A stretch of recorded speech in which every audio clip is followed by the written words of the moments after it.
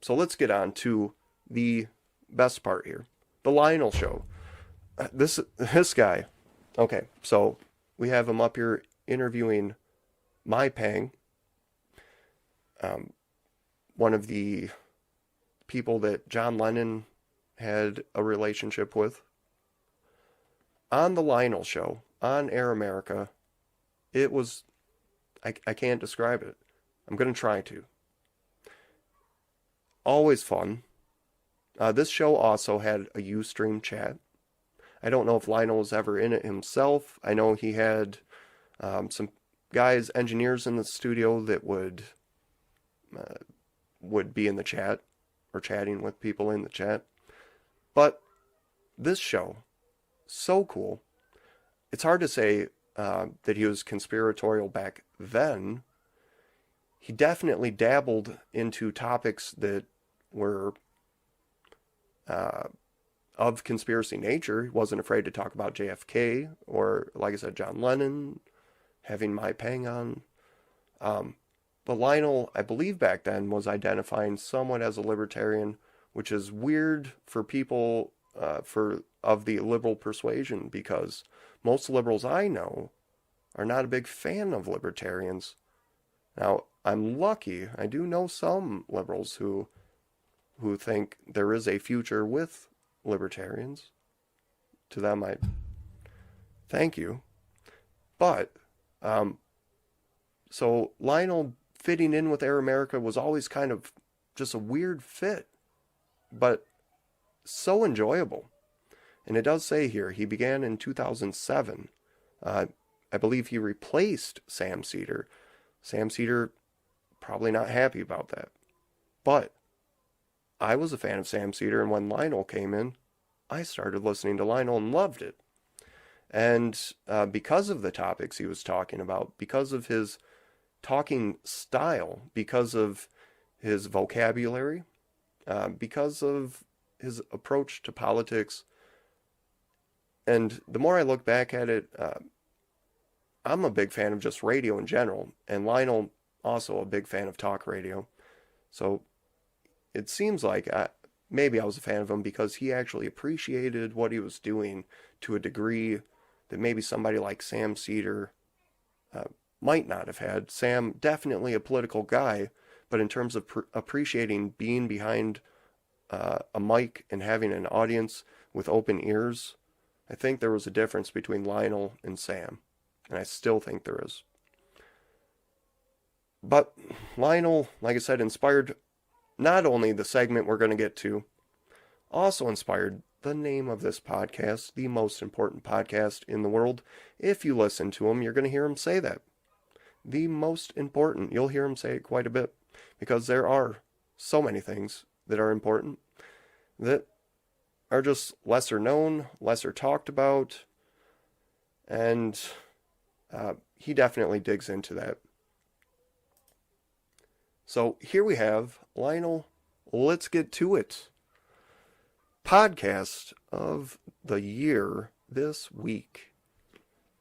And I'm not even going to attempt to read the description, but let me tell you, Lionel's vocabulary is tremendous.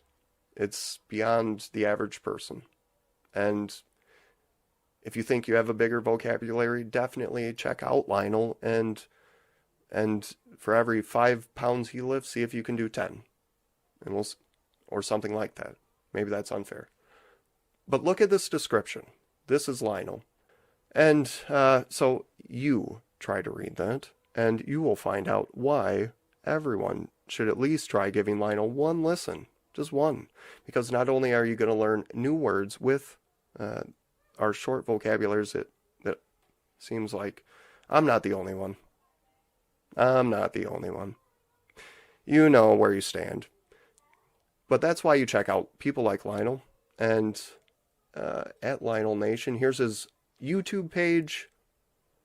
You can see he thought the Super Bowl was fake. Can't say that I disagree. Here's his book, Everyone's Crazy Except You and Me. And I'm not so sure about you. America's favorite contrarian cuts loose. Here's all his links. He is on Spotify. he runs a law firm, the LeBron firm. We're going to get to that one in a second here. Lionel Nation gear. He's got this big cup. It's the size of your face. If you ever were drinking coffee and thought you need a bigger cup, this is the biggest cup. And so he's all over the internet, all over the webs of the world. 1 second there. Not podcasting, on YouTube since 2006 in the United States. Amazing. The LeBron firm, that is his firm. Here's the practice areas. Here's Lionel himself. I'm not going to spend too much time on this. You know why? Because in his commentary, what he does online, he does not get into his profession too much. He gives you his expertise, he gives you the knowledge he has, but he doesn't talk about what he does, which shows the selfless side of Lionel, in my opinion. Here's the playlist I said in the start of the episode. Playlist. Lionel has a whole playlist of Cat Williams videos. And I'm telling you, I don't think anyone out there, besides us here on this podcast, as of a couple weeks ago, we're talking about this being the year of the cat. Everyone knows the song, or we did. Al Stewart.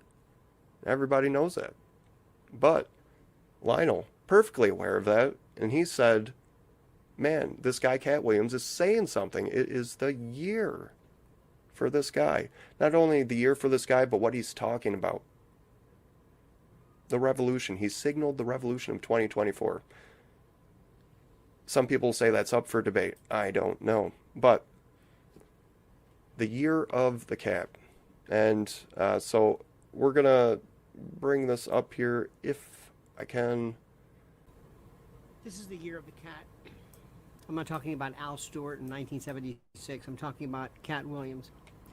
Because what Cat Williams started, if you dissect what he said, if you go back and listen to what he said, in this seemingly, I don't want to say innocuous, but in this interview on Club Shay Shay, when you first hear this, you think, oh, okay, it was another interview. No, it was prescient, vanic, pythonic.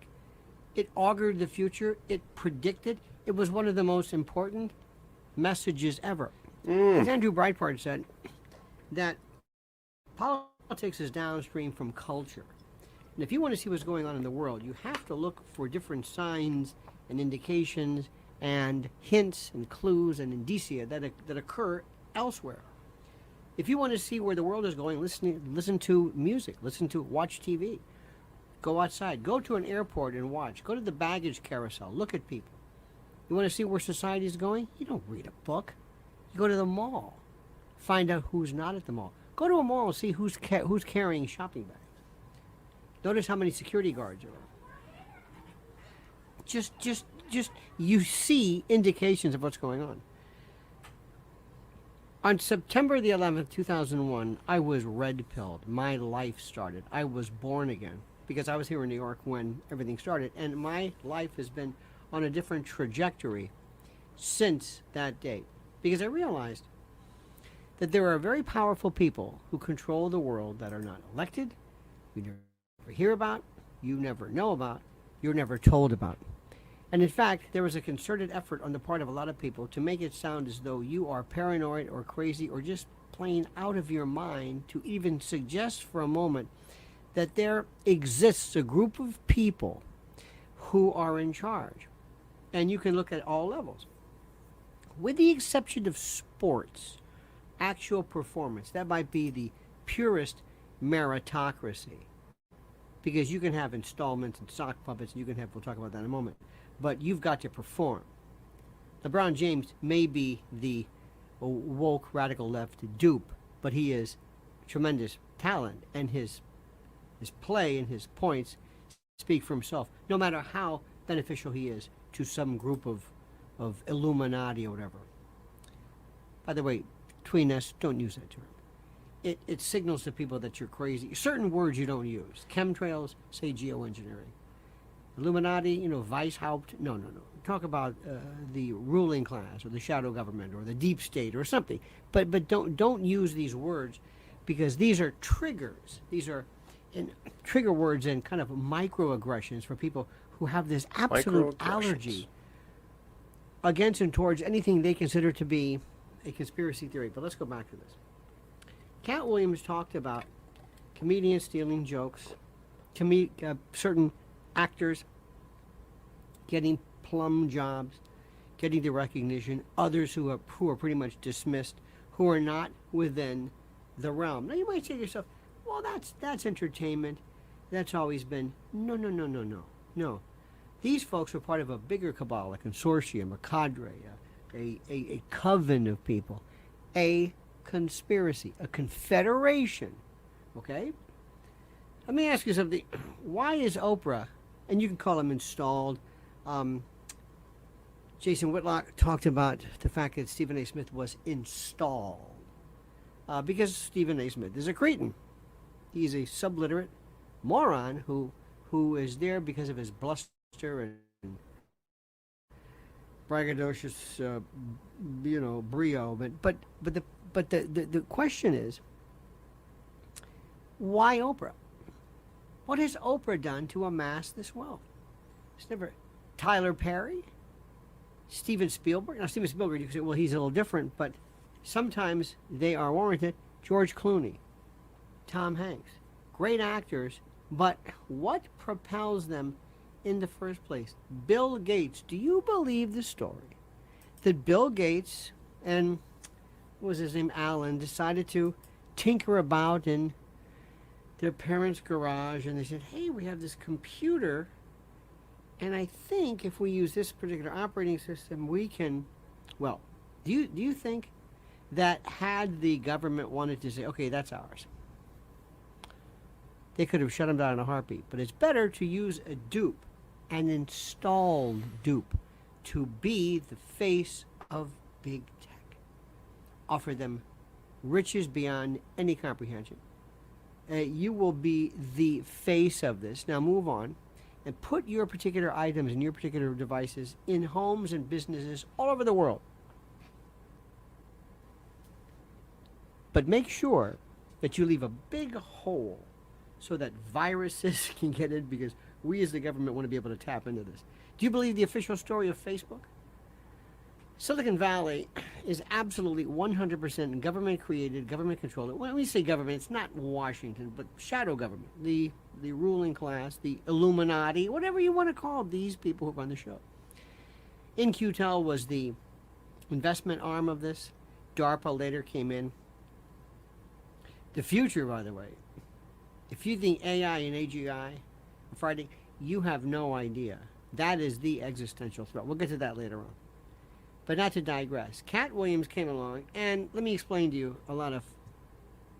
let me say something. And I'm going to say this in a way, I'm trying to be very careful. A lot of white people will look at Cat Williams, Lil Nas, whoever, and they will say, oh, here's another group of angry, inarticulate black folks with their stupid music and stupid fashion and stupid expressions and completely disjointed, disconnected, unimportant, gibberish. F this and F this and N this and eh. And they do that to their own, at their own peril. They've never understood hip-hop. They've never understood. They're not racist. They're just ignorant. They don't understand this. When I talk about Cat Williams, they look at this and they go, this guy's got kind of like a leopard printed do-rag and a lot of gold and rings. What do you... And Shannon Sharp has an interesting delivery, a patois. Stephen Smith and others, you will hear kind of sometimes, I call it urban, particular style. And a lot of white folks feel And it's not because they're not racist. They just don't know. They have no conversance. The black community has always been over there, and it's kind of like an infantilized, they whatever it is. American Bandstand, Soul Train. That's nice. Life Magazine, Jet. Remember Jet was a... If I had to invest in a part of culture, I would be investing in everything black, African American. It might be too late. He might be, like, you call it chasing the stock, but you might be a little bit late. But what is happening in terms of the world of rap, hip hop, I guess hip hop, and I don't even know if we call it rap anymore. And again, this is not. I don't understand the interstitial aspect of it, but I understand the big picture. That's where I put my money. And by the way, the three areas that are completely just ignored by Trump and the Republicans are blacks, Latinos, and LG, gay and lesbian. Nobody even talks about lesbian anymore. It's all T. And they are a group that are pretty much conservative. I don't know if you listen to this, but listen to Cat Williams. He's a conservative, for lack of a better word. He's not some woke radical left. Lionel merch available. He's not a woke radical left, not at all. The big cup. And what happened was he came along, he started it. Aaron Rodgers and Jimmy Kimmel, another installed sock puppet, part of the chosen few who was put into this creation by virtue of this. And then Aaron Rodgers, and then this latest with Jason Whitlock, which kind of sort of came about. Jason Whitlock, who is the ostensible. There's always been this cottage industry called the black conservative. It goes back to Armstrong Williams and Ken Hamlin and J.C. What's his name? J.C. What? Versus J.C. Dykes, who I think was the manager of the Infernos in the 60s in the NWA. But I digress. There's a pocket of folks who they used to be called conservatives, but they're not. And they are a group of people that have been highlighted and showcased by Cat Williams. And you can dismiss him and his message at your peril. Believe me when I'm saying that. Now, do me a great friend, dear friend. Do me a great friend, dear friend. I don't know what that means. Do me a great favor, dear friend. First of all, have a great and glorious day. Thank you so much for watching. Please subscribe to the channel. Hit that little bell so you're notified of live streams, the new videos. And also, why not? Comment with your wisdom. Comment as you see fit. It's a good idea. All right. So that is one out of, like I said, a whole playlist that Lionel has done. I think that was like one of the first ones he did with regard to Cat Williams. And so there's probably all kinds of things in there. You're probably wondering, well, yeah, Cat Williams was talking. So you're probably thinking that's just like all conspiracy talk. But no, obviously if everyone's viewing it and the people that he's talking about, we've seen there are some people, I think, for what Cat Williams said, I think there was Kevin Hart said something back, maybe what was it, Cedric the Entertainer tried to do a video response. Some of the people tried to respond, but no one's saying Cat Williams is wrong, and everyone's saying that everyone notices, and that's about something that is conspiratorial. The idea that in the entertainment industry, you have industry plants, people who are maybe there for reasons that are less than genuine. And for that reason, they control the industry. And so you can think that's conspiratorial, but if you look at the numbers, people are not only wondering if that's true, people seem to get the impression that there is some truth there. And very important, very important. We're going to go so deep here that I hope you brought your scuba gear, because I know we're an hour in here, but Cat Williams, Lionel, Pew Research. We're going to mix it all together and see what happens, because to me, this is interesting.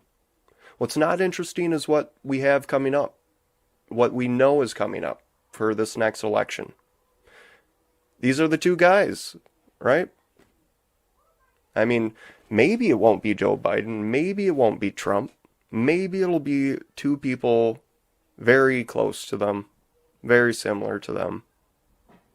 But if you're like me, you've been looking at this election like they're going to give us the same one again. We're doing this again, part 2, 2024 edition, Trump versus Biden. Maybe not. Maybe not. I don't know. But if we look at the numbers and voter turnout, 2018 to 2022. Now, if you've been listening to this podcast, you've heard me talk about it. I ran in 2018 for state assembly in Wisconsin as a libertarian and did okay. I got about 3,000 plus votes. And obviously I didn't win, but I'm proud of the votes we brought in. We only raised like less than $800 against a Democrat who had, it was exceeding $30,000. So, but not only did he win, he went on to higher office and still there today. But his claim to fame is he beat a libertarian who had $800. And that was 2018, one of the highest turnout years ever in electoral history. And what Pew Research says is that the last 3 elections have been the highest turnout ever in the nation's history. The 2018 election, 49% turnout, had the highest rate for a midterm since 1914. Even the 2022 election's turnout, with a slightly lower rate of 46%, exceeded that of all midterm elections since 1970. And I blew it up here so we could look a little closer. Most Americans not consistent voters. And you will hear Lionel talk about this in some of his other commentary, some of his other videos, that myself included, I'm throwing myself out there first. Who knows what's going on in the political world? What's going on? Who are the names? Who are your representatives?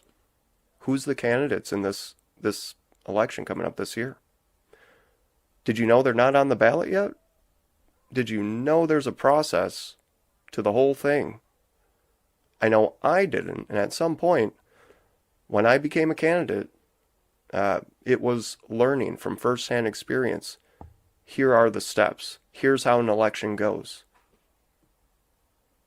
But we see why, for me, why it was such an eye-opener, because most Americans are not even consistent voters. Not even. That's a bummer, right? What's wrong with 49%? That should be the question. Have you ever done 49% of anything and felt accomplished? We're talking 2 plus 2 and other simple equations now. And that's just my way of saying the rest of these numbers, the rest of the stats that we're going to look at, we're going to go through them kind of quick here, but all of these numbers are as simple as 2 plus 2. They add up to everything that we should know. That very few people vote. They don't vote consistently. The people that do vote, well, let's talk about them. The racial divide in 2022. Some people would say that's important, especially if we're talking about someone like Cat Williams resonating with people. Obviously, Lionel said there's a lot that people overlook when it comes to the black voters, or to the black vote, and to other ethnicities. And it seems like conservatives have no pulse, no finger on that pulse of what's going on with those other ethnicities. Even though they are a big block of voting population. not only that, the non-voters, man, look at the number of the people they said are consistent, and then remember, 51% is kind of one of the 50 to 51%. That's what we're looking at in terms of eligible voters who don't vote. White adults voted more consistently than those of other racial or ethnic backgrounds in those three high turnout elections, in the three most recent, that were the highest election turnouts throughout our history. White adults. Now, there's one way of saying that, and that's just saying white adults voted more consistently. Some people would say, and I'm probably going to offend somebody with this, but some people would say that the larger population being the white population in the United States, that the population of political privilege is the population showing up to vote consistently. Those of us who have had the privilege of voting the longest.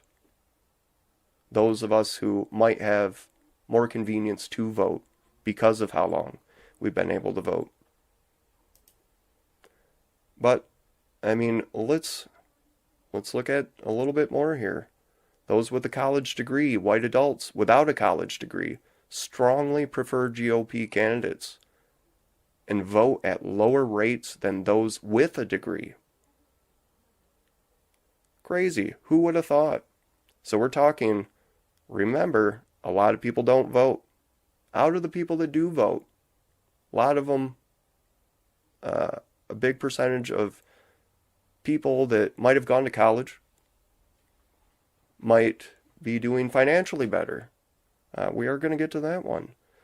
It says voters and non-voters, the two most recent midterms, 2022 and 2018, both featured unusually high turnout compared with nearly every other recent midterm election year. But the difference between those who turned out to vote in 2022 versus 2018, and between those who did not vote, accounted for much of the difference in outcomes between the two elections. The voting disparity, the difference between non-voters and voters. It's a big deal for some reason. Who could imagine why? Smaller shares voted by absentee or mail-in ballot in 2022 than in 2020. Well, we were not in a pandemic, so that makes sense. Pew Research making some sense. Pretty much everything they've said here makes sense, right? Large divides in candidate support. Just keep in mind this research, this data provided by Pew Research, looking at conservative Republican versus Democrat, keeping no consideration for independents and third parties or anyone else that have impacted. As I said, I ran in 2018. Not only did I run that year, but Phil Anderson, who we had on episode 2, garnered 3% vote as governor, running as Libertarian. In that year, there was, I believe, like 10 different gubernatorial candidates. Phil ranked top, did very well. Even in our state assembly race, we did very well for a first-time candidate with very little money. But gender gap. Okay. Everyone's interested in that one, me included. Gender gap in vote preferences persisted in 2022, but larger shares of men and women voted for GOP candidates compared to 2018. There was a sizable education gap in voting preference when we're only looking at two parties. And when we remember that a large majority, almost half of the potential voters, don't show up to even register. Young voters largely supported Democrats, but by a smaller margin than in 2018. Well, they got that going for them, so it's something. Partisans remained loyal in 2022 midterms. Independents were divided in their voting preference. So they do factor independents in here in terms of, are they going to choose Republican or Democrat? Not if they're actually going to vote for an independent candidate or a third party candidate. Not factored into these researches here. So what am I getting at? When we consider these numbers, I'm asking, who is it that you want to see as a candidate?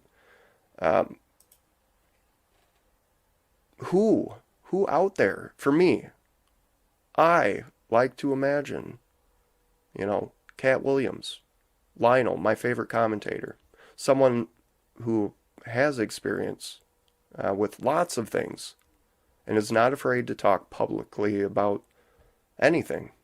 And so Cat Williams or Lionel, that's just me. That's just me. You guys can have these guys. That's who we got last time. You'll get them again. We will get them again. Here's who they're giving us. They say this is who's, at least in terms of presidential runs. Biden, Phillips. I can't tell you very much about any of these people because I consider myself part of that large percentage of voters of non-voters who at one point I decided not only I wanted to vote, but I wanted to participate in an election as a candidate.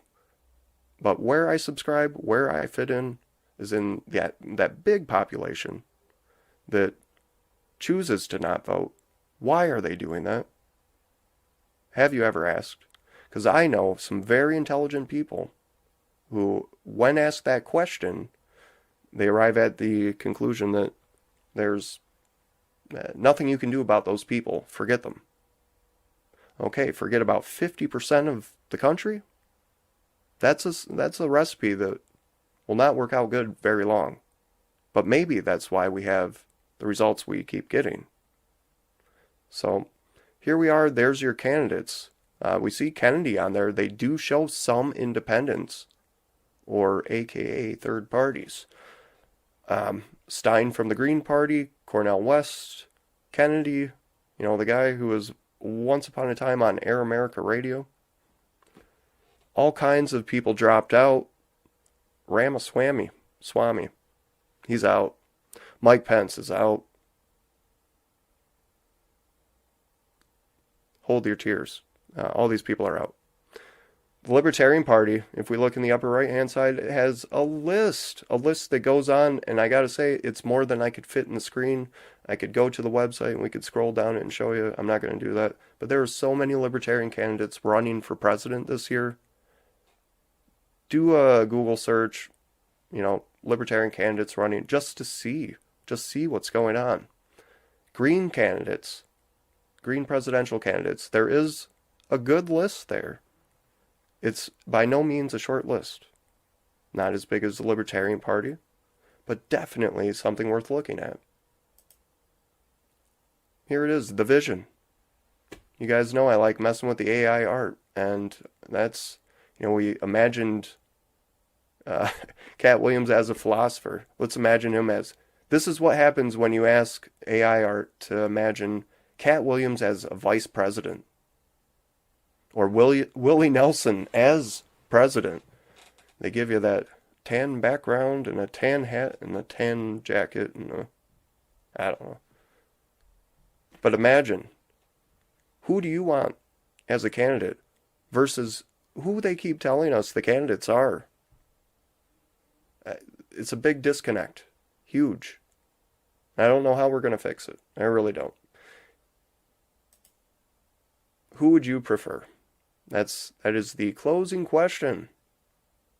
We've talked about Cat Williams, Lionel, Air America, and liberal radio, and I'm wondering, who is it that you want to see? Not who's running that you like. Who do you want to see? Obviously, this election, we know what the outcome's going to be. It's going to be, one or two people that we're already familiar with. It's going to be Joe Biden or Joe Biden 2.0 or Trump 2.0. And, 4 more years of the things that have been going on for the last who knows how many years. And so who is it that you want to see in there that would make a change, in your opinion. We are in this presidential election year, and I'm not the only one saying this. It feels like no one is ready to talk about politics, let alone caring about who the candidates are. No one. And that is a trend that they're not keeping stats on. All you're going to see is how many non-voters there are after the next election. And they're going to emphasize all the people that did vote, which is a smaller number of the people that didn't vote. We're again weighing what we know against what we don't know, and just saying what we don't know doesn't matter. But not on this podcast. That is not the way we prefer to do things. So we're going to wrap it up. We've been going, a little bit here. This is the longest, most important moment. More than a moment. Maybe that's what we'll call these from now on when they go on more than 10 minutes. More than a moment. But if you want to be a guest, if you want to talk about some of the things we talked about today, or if you want to talk about anything else, anything in the world, message me, Reese@mostimportantpodcast.com. Comment anywhere you see this video, YouTube, the interwebs in general. And let me know what you think. I want to know who you would prefer. What do you think about Cat Williams and what he's been saying? Lionel, is he too much of a conspiracist for you? Or is he a spot-on commentator? Or something in between. I'm interested. I'm going to be interested on the next episode. Thank you guys for listening and viewing. I'll see you on the next one.